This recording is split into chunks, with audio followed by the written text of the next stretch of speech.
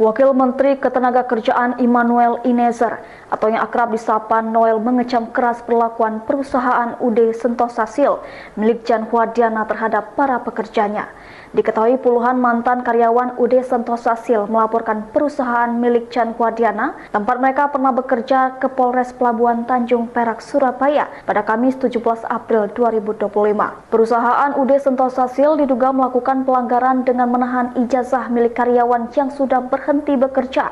Sikap Diana bukan hanya menguji kesabaran Wamenaker, Wakil Wali Kota Surabaya Armuji hingga polisi pun dibuat kesal. Kejadian bermula ketika Wamenaker Immanuel datang ke gudang UD Sentosa Steel di Surya Mulia Permai H14, Marga Mulyo, Surabaya pada Kamis 17 April 2025. Mulai dari datang saja rombongan sudah disambut dengan sikap tak baik. Pihak Diana awalnya tidak membukakan pintu untuk rombongan. Cukup lama Noel dan Armuji menunggu sampai akhirnya dibukakan. Saat berbincang, Jan Huadiana tetap berkukuh bahwa dirinya tidak menahan ijazah karyawan. Ketika audiensi dalam ruangan, petugas polisi menanyakan soal keberadaan seorang anak buah Diana bernama Veronica. Ia disebut-sebut sebagai pihak yang bertugas menyimpan ijazah karyawan saat melamar kerja. Namun Diana justru mengatakan bahwa Veronica sudah resign. Nyatanya saat dicek petugas, Veronica justru berada di ruangan lain. Petugas polisi kemudian meminta Veronica menyerahkan ijazah karyawan. Dari situlah emosi Noel Wamenaker tak terbendung.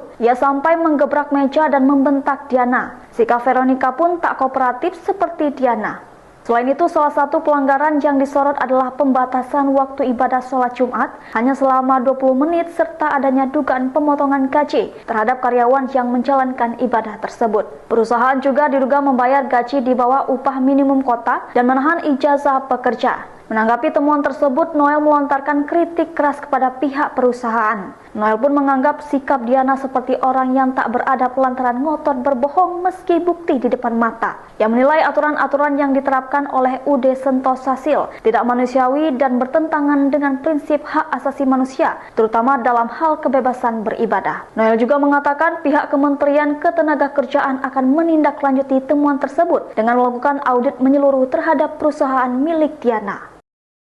Download Tribun X sekarang, menghadirkan lokal menjadi Indonesia.